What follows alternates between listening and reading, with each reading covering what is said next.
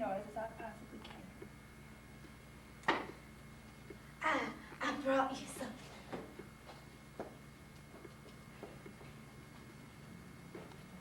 Here.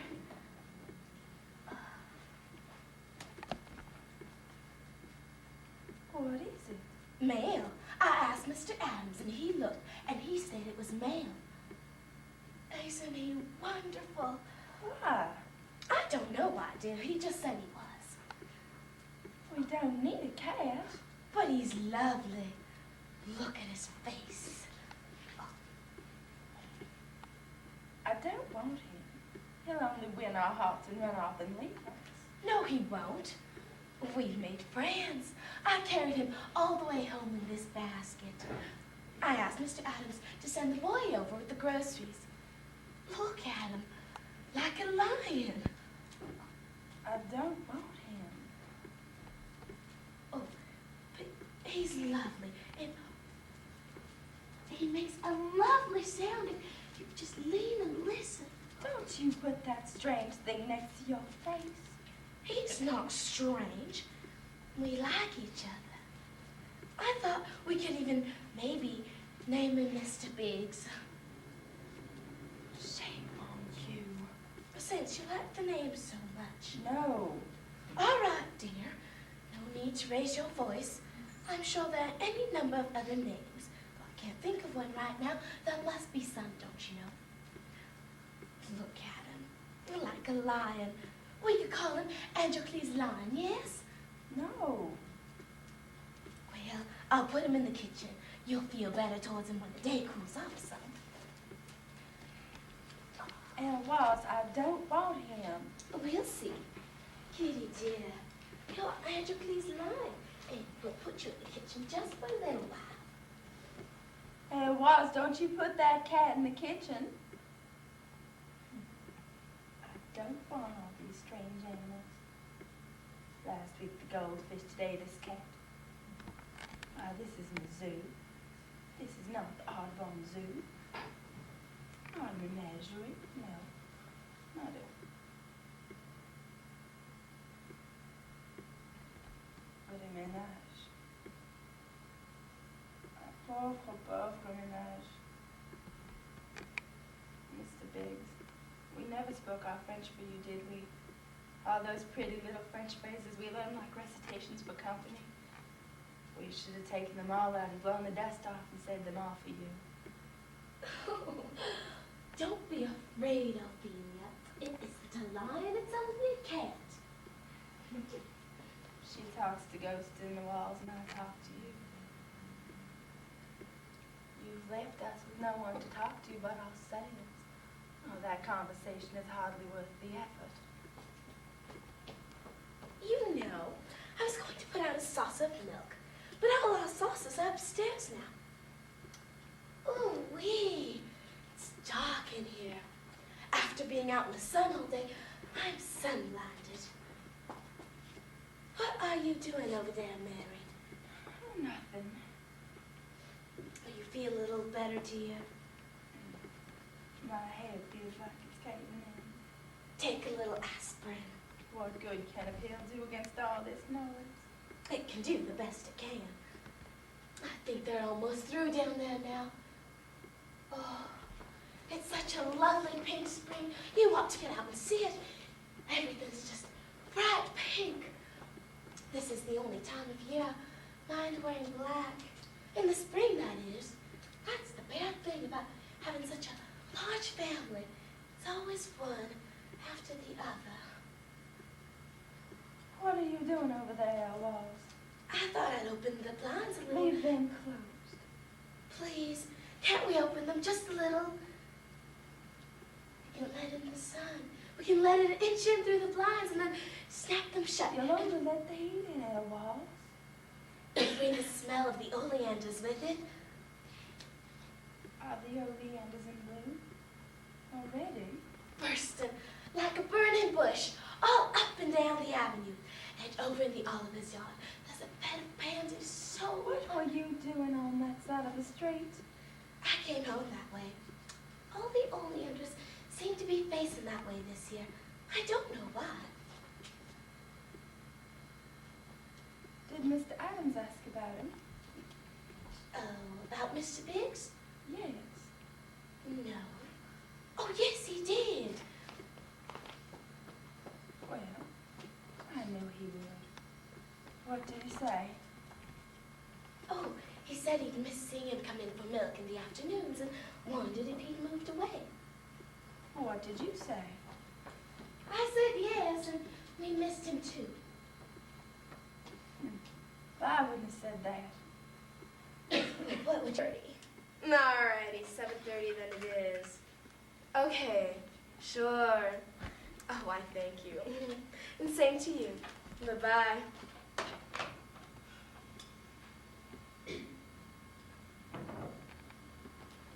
Yes, come in, Mofree. You called for me, Miss Langston. Yes, I did. Now, have a seat. I thought we might have ourselves a little chat. You see, Mofree, I like to get to know my workers on a personal level, on a human level. I'm a woman who places great importance on the personal side of business. You do understand? Yes. Well, good. Now, let's see here. You've been working in sales for about 3 months now, is that right? 3 years, Mrs. Langston. Oh, my. I wasn't aware of that. Has it been that long? How odd. Well, then I suppose this little chat has been a long time in coming now, hasn't it, Mofree? Yes, Miss Langston. I suppose it has. Well, let's see. And how have you liked your tenure with us so far, Mofree? It's been quite enjoyable. Well, I'm glad to hear it. And what about out of the office? Everything dandy there, too? Everything is, fine. Mofree. That wasn't very convincing. Is that how you sell yourself, Mofree? To be quite honest, I was somewhat surprised by the question. Oh, surprised by the question, were you? I just wanted to make sure that my favorite employee was happy. That's all. I understand. Well, good. Are you married, Mofree? No, I'm not. And why is that? I guess I just haven't found the right person. Oh. And how old are you, Mofree? 43.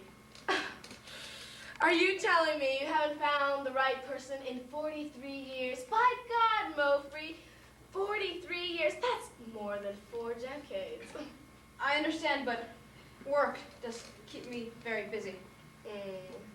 And what about female friends? Female friends? Girlfriends, Mofree. What about them? Do you have any? No, not at the moment. Oh, not at the moment. And what about at other moments, Mofree? In the past. If you wish. Well, there have been some... How many, Mofree? I haven't exactly... 5, 4, 3, 2. How many, Mofree? I don't find it appropriate. Is it that women intimidate you? Why are you so afraid of females, Mofree? I don't know. Well, let's see here. Did you have any friends as a child? Any at all? Or were you a nerd? A reject? An outcast, maybe? And what about sports? I bet you didn't even play sports. I bet the ball scared you. I bet you stayed inside at recess, huh, Mofree? Am I getting warm? Are these ringing any bells, lighting any bulbs? Be sure to tell me if I'm getting warm. And what about prom? I would venture to say that you stayed home on prom night. Maybe accompanied with a little I Love Lucy rerun. Huh, Mofree? Did Mommy bake you some chocolate chip cookies to make you feel better? Huh, Mofree? Did you ever get laid, Mofree? Ever get lucky? Hello, Langston here. Why, hello. Weren't those papers supposed to be on my desk by Friday? Well then, I suppose you will have to work overtime now, won't you? Oh, well, it's not going to kill you. Good. Have those papers on my desk by next Tuesday. Thank you. Coffee, Wilfrey. No, I'm trying to quit. Trying to quit coffee? I've never heard of such an absurd idea. You speak of coffee like it's cigarettes or something. Trying to quit coffee. Mo-free, mo-free, mo-free. You're promoting it. It's this company that's promoting it. You know, get off coffee and cigarettes in just 2 weeks. I've never heard of such a program. I assure you, many of the employees are on it. Now look here, Mo-free. I know what programs I'm sponsoring, and I don't have record of such a program. Unlike you, I keep files, Mo-free. And there it is. I never authorized this. How can one throw in coffee with the same bag of cigarettes? That's preposterous! Susie, get your butt in here this instant. I'll have her head if she authorized this. The program hasn't quite a success this far. That's irrelevant, Mo-free.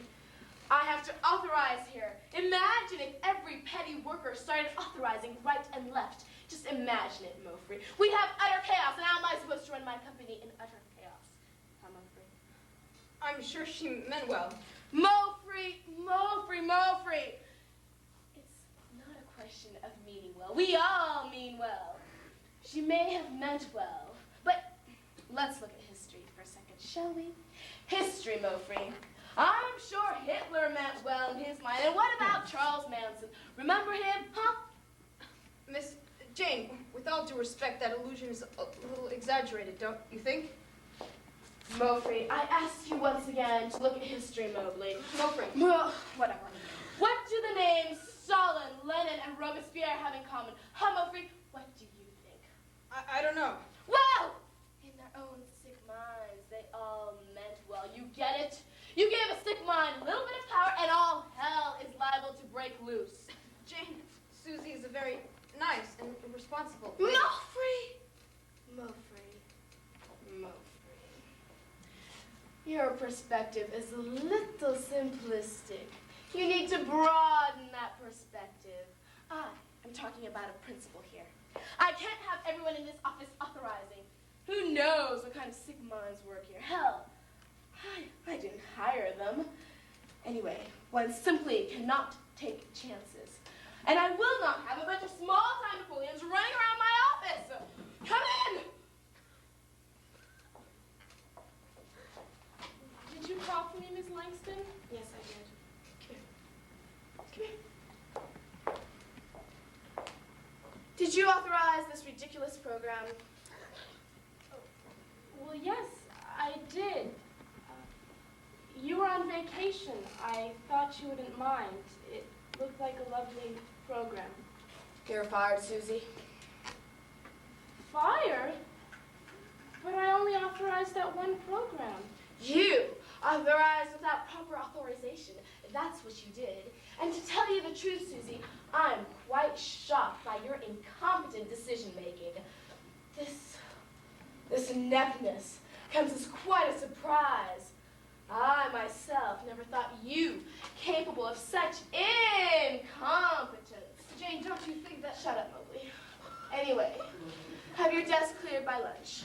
I am sorry to have to do this to you, Susie. Please, Miss Langston, I really had no idea. Can't I have another chance? Another chance. Oh, isn't that typical? They gave Napoleon another chance. Oh, no, Susie. I'm not going to let you run our company to our death. I know your sort. I've run into your sort many times in this business. You people just can't stand being second in power, can you? Oh, no, Susie. I know your sort. Jane, don't you think you're getting a little carried away here? Well, now, it seems seems that we have a difference of opinion. And as president, I seem to recall my opinion being of slightly higher merit than yours. Oh, about $200,000 more. Jane, with all due respect, I find your attitude towards Susie and myself quite insulting. Mofree. Are we a little high-strung today? You seem to take everything so personally. Relax, I didn't fire you. In fact, your honesty and dedication is so refreshing that I have decided to promote you. You are my new personal secretary. What? Congratulations, Mofree. How does it feel? Yeah, walk away. Don't count on working in this town again. Oh, it's so hard to find good help these days. I quit. And may I add that you are the most depressing, pathetic, insane person I have ever met. Have a good day. What? Oh, who cares? I really don't care. You're all fired. You didn't quit. I fired you. You're all incompetent, every single one of you. You're all power-hungry lizards. You all can think you can authorize, well, you can't. You think you can authorize without contacting the authorities. Well, that's not allowed. And don't count on working in this town again. You're fired. I've got my connections. And don't think you can disconnect me. I'm highly connected. I'm connected everywhere. I'm respected. I'm highly respected. Because I've got power. I'm the boss. I'm a president.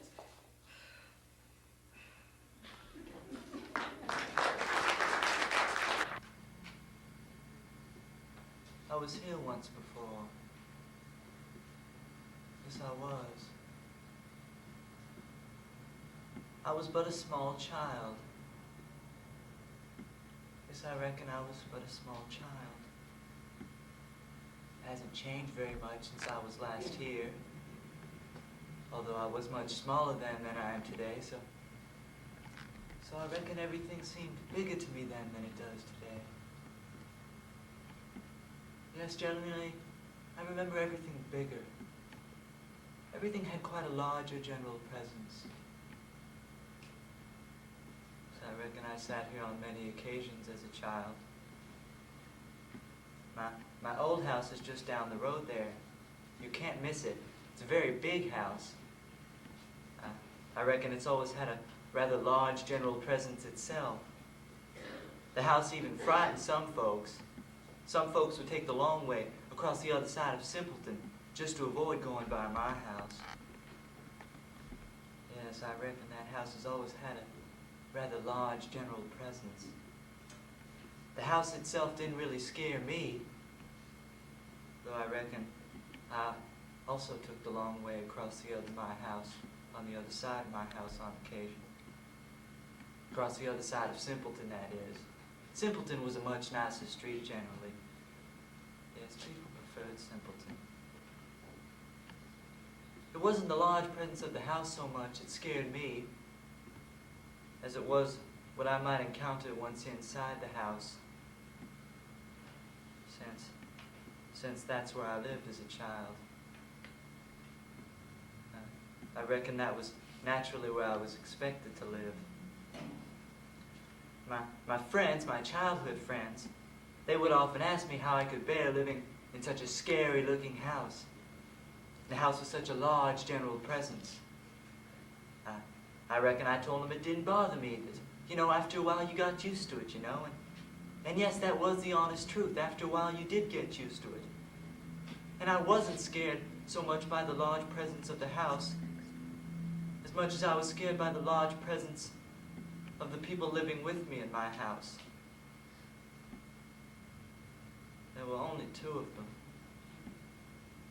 And I reckon they were the reason I ran away from my house as often as I did as a child. I reckon they were the reason I came here, to this very bench, as often as I did as a child. This was my secret hideout. This is where I came to feel safe. So I reckon I came here on many occasions as a child. I went back to my house early this morning. I hadn't seen my house in a very long time. I reckon the last time I had seen it, I was but a small child. It looked quite the same this morning. The house still had that rather large general presence. Yes, from the outside, the house hadn't changed at all. I rang the doorbell and a young-looking couple opened the door. This was not the same couple who used to live with me in my house. This was a different couple. They let me take a look around. Yes, it appeared that the absence of the two people whom I had lived with seemed to give the house a much nicer general presence. I found my room quite easily. It's the second room on the second floor. It looked quite changed this morning. I reckon they had painted it. The couple was turning it into a nursery for their first child. I reckon the mother is due any day now. I felt very much like telling the mother to treat her child well. But I didn't. You never know, she might have taken it the wrong way or something. Yes. On the inside, everything had changed. Only the smell. The smell hadn't changed. It was just as peculiar this morning as it was when I was but a small child. I reckon I hated that smell. It always had a way of reminding me of where I was as a child. I was in my house. I was at home. And I was scared in my own house as a child. I was trapped in my own house. And I reckon having done nothing wrong. I don't remember deserving that. I don't recall having done anything wrong. I was just a child.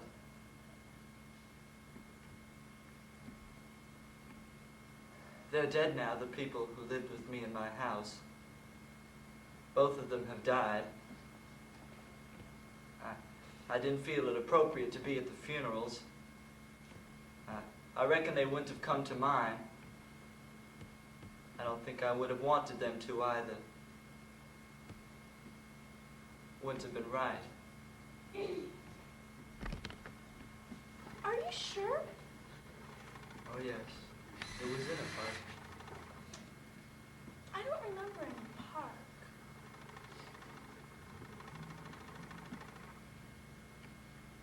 It was a big park, lots of trees. A national park? I don't think so. It was just a park.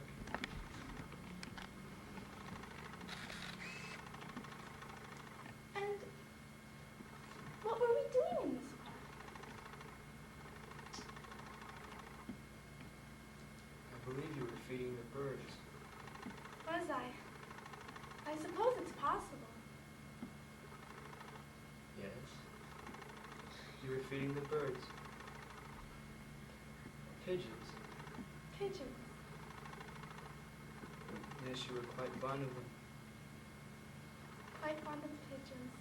Really? Yes, you were. And you? What were you doing in this park?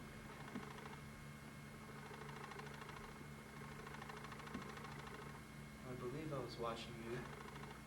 Really? You watched me feed the pigeons. And the ducks. I fed the ducks too. Yes, you were quite fond of ducks. Was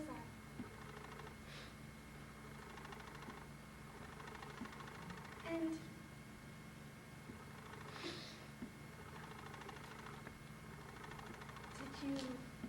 what did you do then?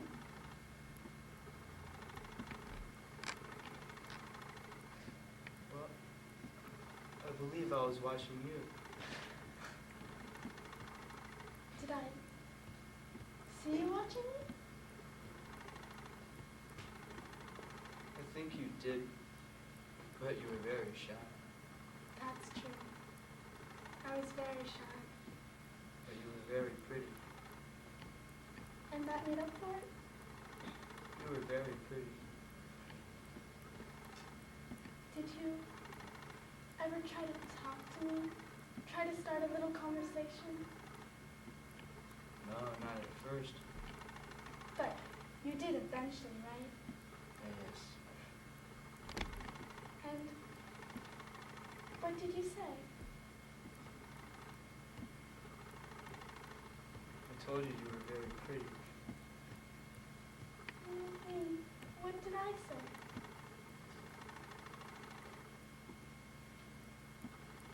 You blushed. Did I? You were very shy. That's true. And after I blushed, what did I say? You told me I was very handsome. I must have liked you a lot if I said that. What did we do then?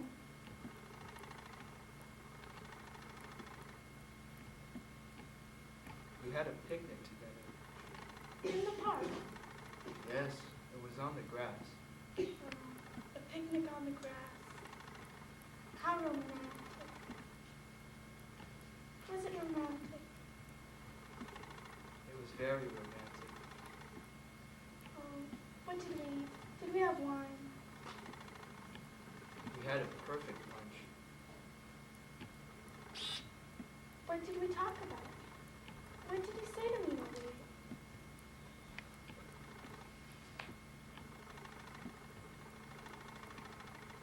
You told me about your life.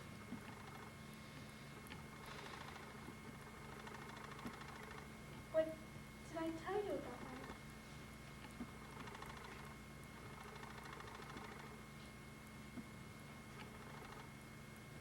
You told me about your family, about your mother and your father. She was quite very, very fond of them. I didn't bore you, did I? No, no. You were a very dignified woman. And what did we do then?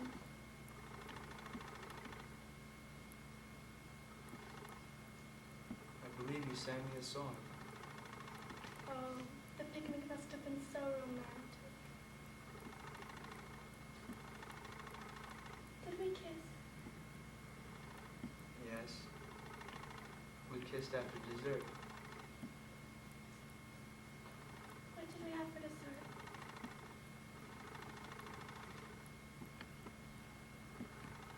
We had fruit and cheese. And bread? Of course, we had the bread with the cheese. And which did we have first, the bread and the cheese or the fruit?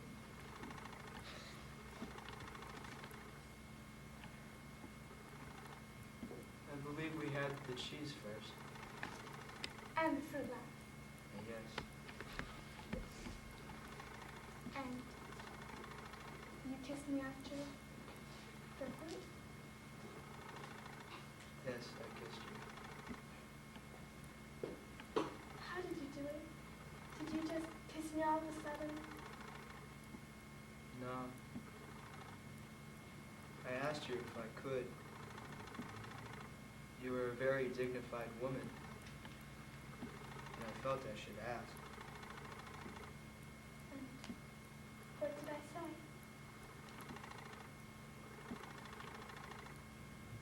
You blushed. Did I? And then what happened? I kissed you. While I was blushing? Yes. Oh, that must have been wonderful. You appeared to be happy. Did we hold each other? All afternoon. Did you whisper in my ear? Yes, you're very fond of that. What did you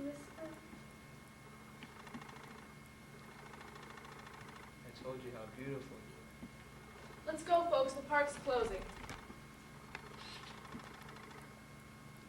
The park doesn't close until 6. Well, today we close at 5. It says on the fence you close at 6 every day. Not today. Come on, let's go. I need you out of here.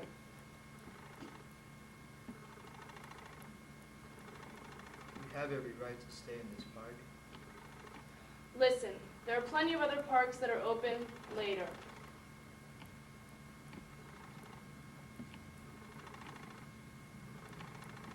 We like this park.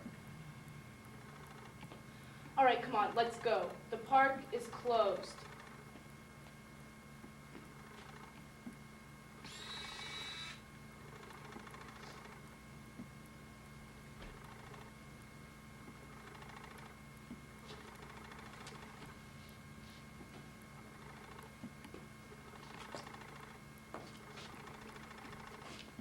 And tomorrow, what time do you open? Whenever we get here, that's when we open.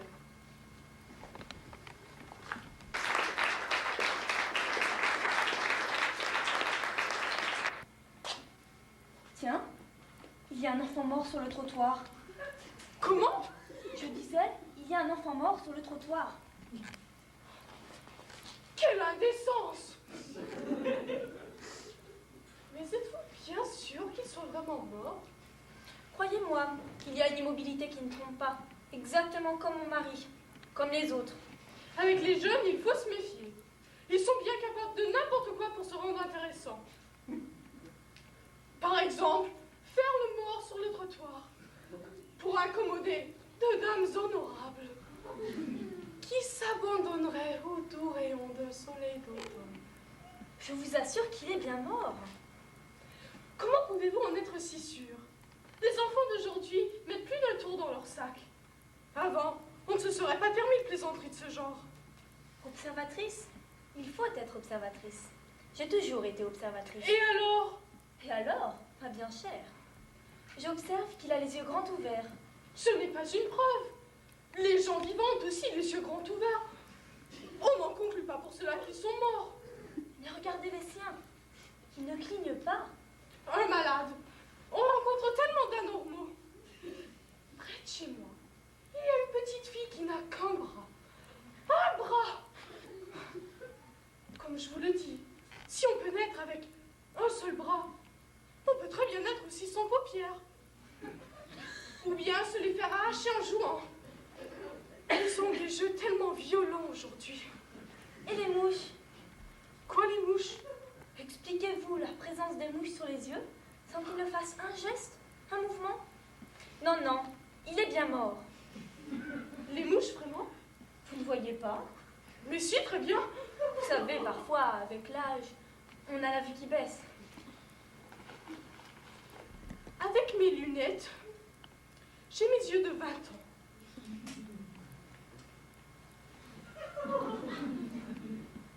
Mais c'est pourtant vrai. Pas seulement une mouche, mais plusieurs mouches. D'énormes mouches. Ce n'est pas tout à fait une preuve. Disons que c'est une présomption.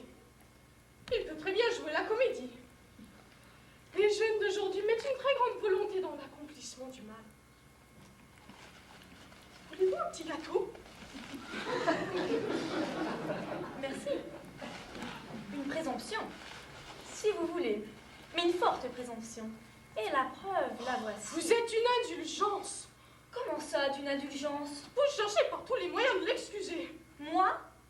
Mais oui, voilà un gamin qui fait le mort sur le trottoir, qui ne cligne pas des yeux pour nous effrayer, qui pousse le vice jusqu'à supporter des mouches noires sur ses yeux verts. Ou le contraire. On ne voit pas très bien avec ce soleil couchant. Et vous trouvez cela normal? Ce n'est plus de l'indulgence, c'est de la mansuétude. Laissez-moi vous dire, en toute affection, ma douceur, que je vous soupçonne d'être de mauvaise foi. Mais pas du tout. Réaliste. Je suis réaliste. Vous verrez, lorsque vous vous serez suffisamment apitoyé, il se mettra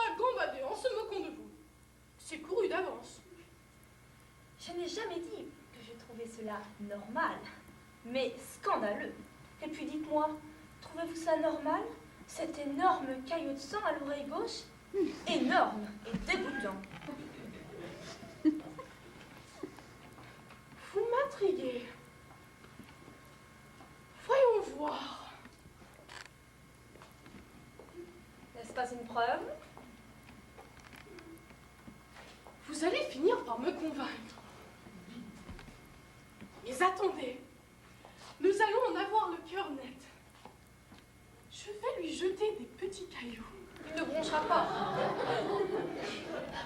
Des petits cailloux, de plus en plus gros, jusqu'à devenir de gros cailloux.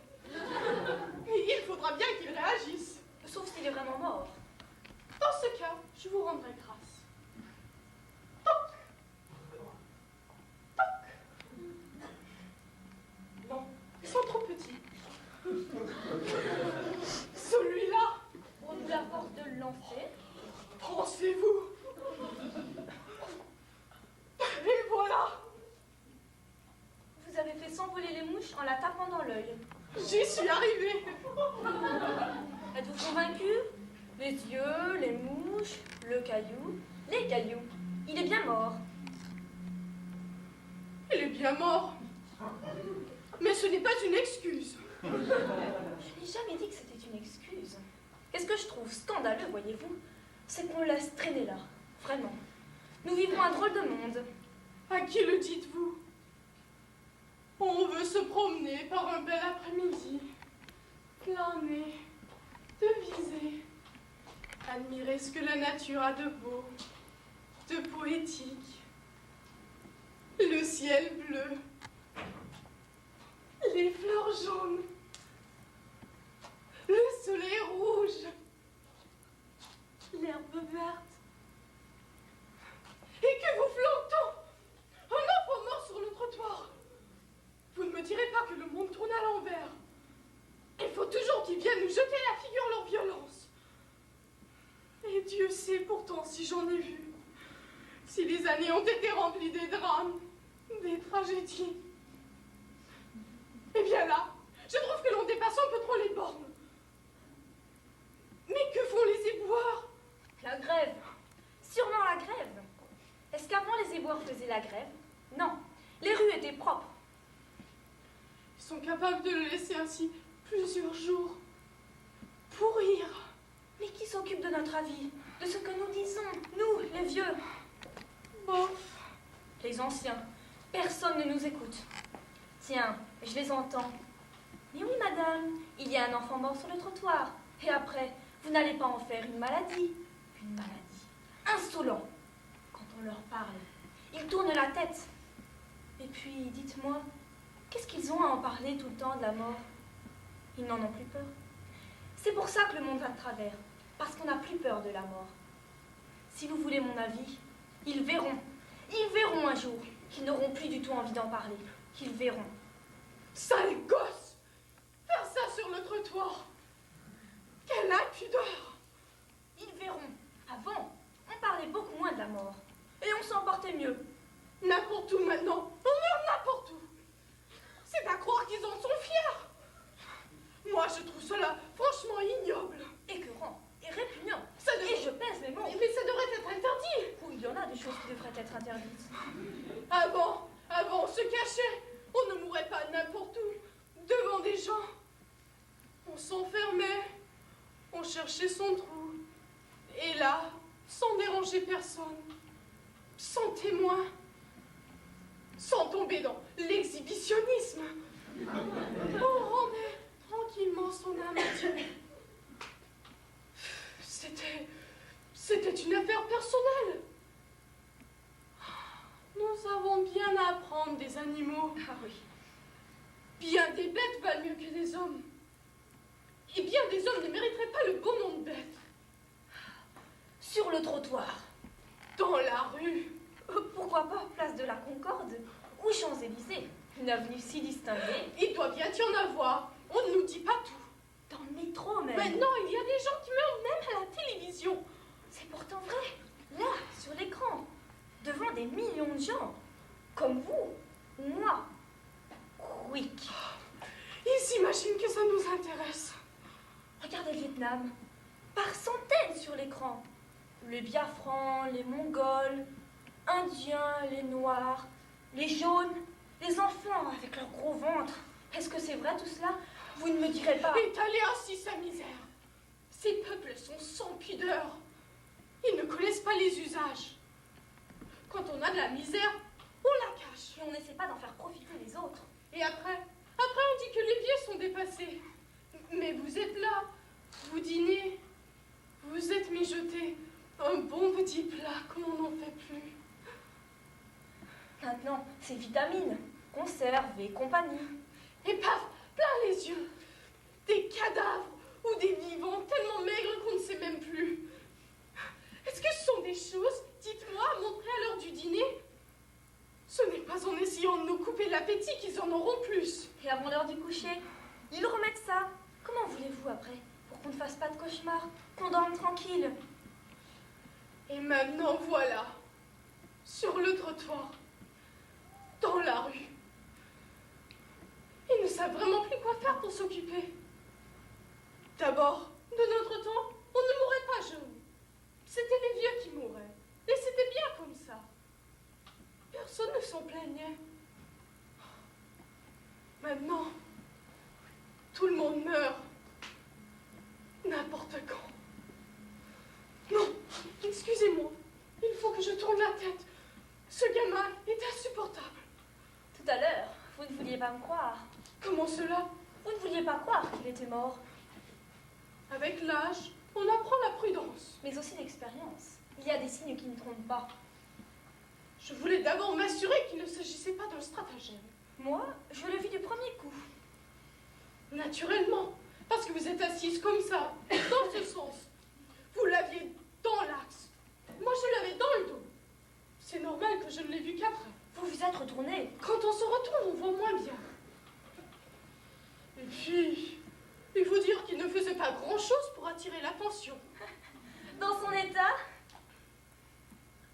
Remarquez, pour une fois qu'on en voit un tranquille, on n'a pas trop à se plaindre dans le fond. de deux mots, choisir le moindre. S'il n'avait pas eu cet accident, vous auriez vu la comédie. Le bruit. Ils confondent vie et bruit. Tapage, vacarme, cri. Quand ils ne font plus de bruit, c'est qu'ils sont morts. Comme celui-là. Mais il aurait pu quand même se cacher. Ce n'est pas une raison parce qu'il ne fait pas de bruit. Pour nous imposer ce spectacle, cette vision. Ils crient, ils hurlent, ils vocifèrent, ils ne savent plus jouer. Avant, nous avions des jeux d'enfants. Les enfants n'ont plus de jeux d'enfants. C'est ça la crise de notre civilisation. Quand je vais chez mes enfants et que je vois leurs enfants, mes petits-enfants, la dernière surtout, Bibi, une vraie petite femme, pas encore 5 ans, et déjà un maillot 2 pièces. De notre temps, à 5 ans, on ne portait pas de soutien-gorge et on ne se fardait pas. Alors qu'aujourd'hui, ce sont les mères qui sont nues.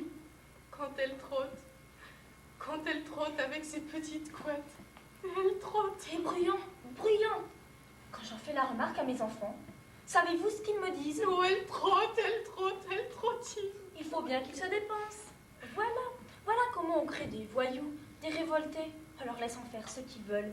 On voit où ça mène. Si se tenait un peu tranquille, c'est vrai. Et puis l'argument, leur argument.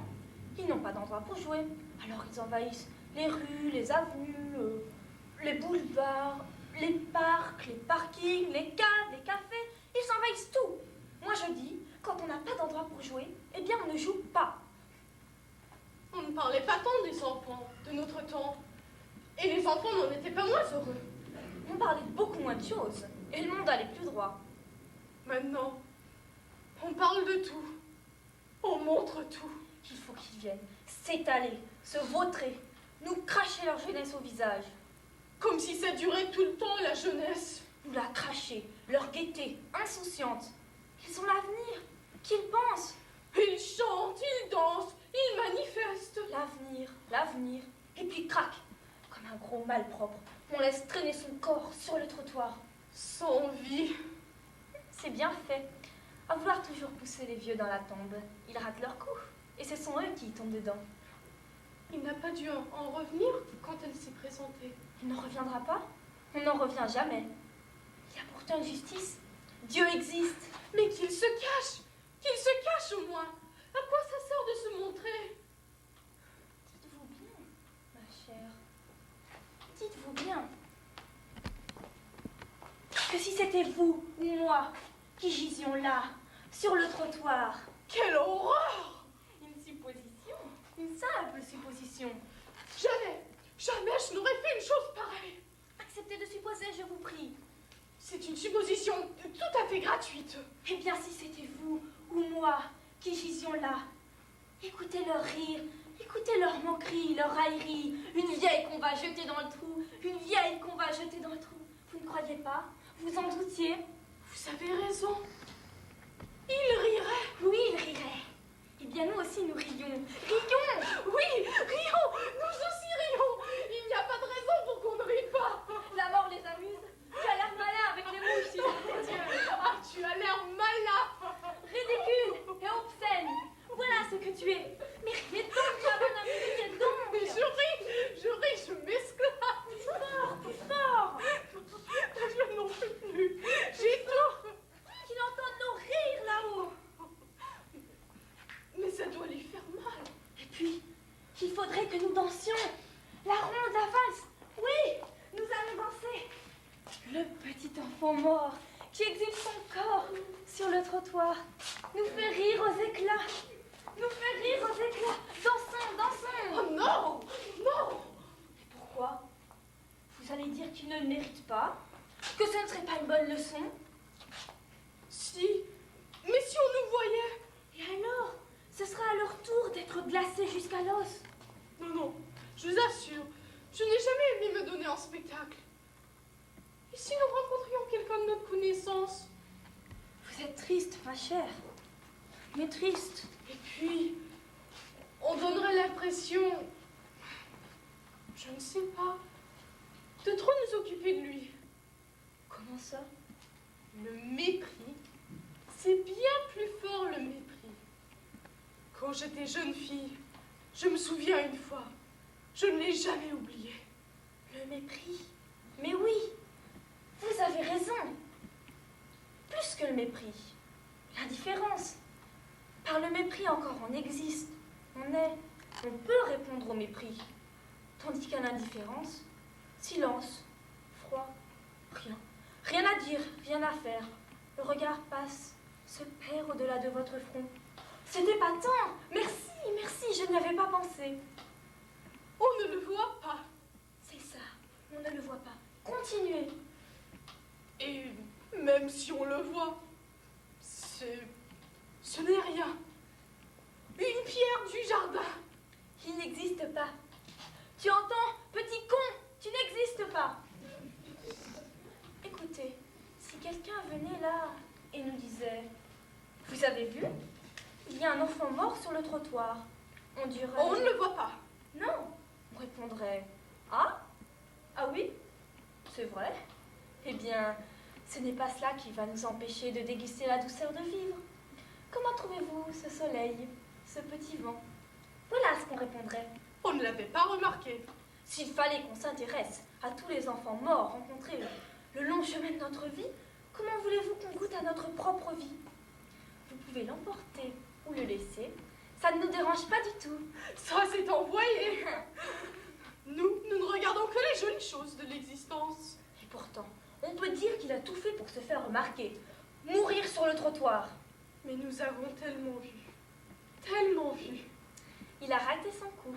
C'est bien fait. Nous vivons. Et nous vivons bien. Et ce n'est pas cela qui va nous faire changer d'avis. Ah, quelle revanche! Attendez! Je te regarde dans les yeux, petit monstre! Tes yeux vides, sales. Tu ne me fais pas peur. Tu ne me choques même pas. Les jeunes aiment bien choquer. C'est raté, tu vois. Mais pourquoi détournez-vous la tête? Je ne peux plus le fixer. Ça me... Vous dégoûte? Ça me retourne.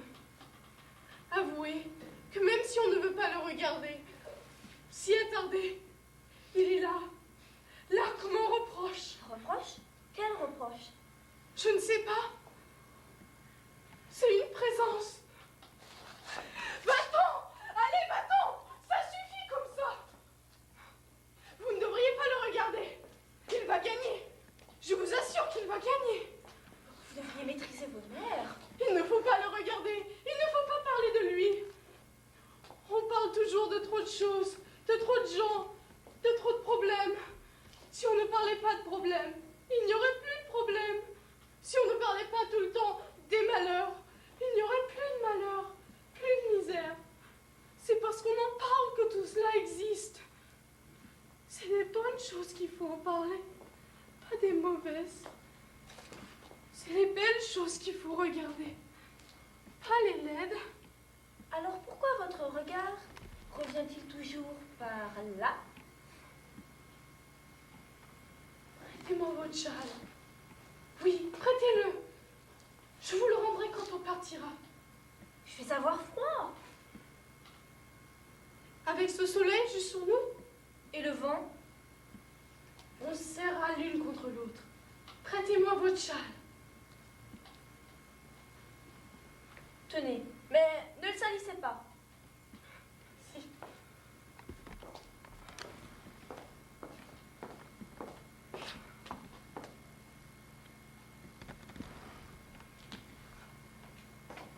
Voilà. Vous l'avez recouvert? Mais non, il n'existe plus. Regardez, que voyez-vous? Un châle. Mon châle. Et puis c'est tout. Votre châle, c'est tout. Tout. Il n'y a rien eu. Rien ne s'est passé. Nous pouvons continuer à parler de choses et d'autres. Voilà la solution. Mettre un voile. La solution, c'est de ne jamais parler de ce qui ne va pas. Pas facile. C'est vous qui l'avez regardé en premier. C'est vous qui avez insisté pour qu'on le regarde. Il était là. Il n'y est plus. Si, au lieu de vous intéresser à lui, vous aviez mis tout de suite votre châle sur son corps, notre journée n'aurait pas été gâchée de cette façon. Mettre un châle, un voile. C'est la seule solution. Moi, j'aime bien regarder et rire. Rire d'indifférence. Non, non, ce sera une indifférence forcée. Là, il n'y a plus rien. Vous ne pouvez pas vous imaginer à quel point je suis soulagée. Disparu! Et vous faites toujours ainsi? Oui, je le voudrais. C'est comme cela qu'il faut faire. Vous voulez toujours nous montrer le spectacle de vos horreurs. Je ne vois rien. Je ne vois rien. Il y a tellement de choses qui mériteraient d'être regardées en ce bas monde. Tenez ces enfants grotesques avec leurs gros ventres d'affamés, leurs visages creux, leurs regards terribles. Je ne les vois pas. Je ne les vois pas. Vous m'entendez? Mais vous, Je ne vois rien. Je vous dis que je ne vois rien. pas si fort. Vous allez faire monter votre Mais tension. pourquoi ne nous montre-t-il pas l'image de votre Bibi au lieu de ces enfants monstrueux? Bibi, quand elle trotte. Ça, c'est du joli au moins. On a le sourire aux lèvres, le cœur léger. C'est frais, réconfortant. Une petite femme. Dites, pourquoi ne nous montre-t-il pas des gens heureux, heureux de vivre, des gens qui chantent? On a tellement besoin de joie pour oublier. La vie est si dure déjà, s'il faut en plus supporter la misère des autres. Regardez, là, Quoi? que voyez-vous? Un châle, c'est tout, votre châle. Ce n'est pas de cela que je parle. Ah, c'est juste un châle. Mais à quel jeu jouez-vous à la fin? À côté de ce châle, cette rose, vous ne la voyez pas? Elle est magnifique pourtant. Ah oui, c'est vrai. Je ne l'avais pas vue. N'est-elle pas belle? Si, énorme. Une rose jaune énorme. Il faudrait la prendre à 2 mains pour la respirer. À la bonne heure. Et puis, cherche une autre. Une petite rose cachée derrière la grosse. La mère et la fille. Vous devenez poétique? Mais tout est poésie à qui sait voir. Une fleur, un arbre, un oiseau qui chante, un chat qui passe doucement et se frotte à la vie. Mais c'est cela, un ensemble de petites images. Il faut savoir regarder et apprécier. C'est cela le bonheur, c'est vrai? Le bonheur. Le bonheur, c'est savoir regarder les jolies choses que nous offre la vie. Savoir saisir les petites joies, les petits instants. Et quand on nous montre l'image d'un petit enfant au gros ventre, On tourne le bouton. on change de chaîne. Disparu, il n'existe plus. Ça ne sert à rien de les regarder. Dites, ça ne sert à rien. Ça ne change rien. Si on ne les montrait pas, ne croyez-vous pas que le monde irait mieux? Un enfant mort sur le trottoir, on le recouvre d'un châle. Nous n'y pouvons rien. Le temps se gâte. Des nuages. Il commence à faire un peu frisquet. Vous n'êtes presque pas vêtu maintenant. Restons encore un peu pour savourer cette fin d'après-midi. Acceptez un bonbon en échange. Allons-y. Mais vous ne prenez pas votre châle? Bon, il était vieux. J'en avais assez. Je vous avoue qu'on se lasse à force. Surtout si vous le mettiez souvent. Une vieillerie sans importance.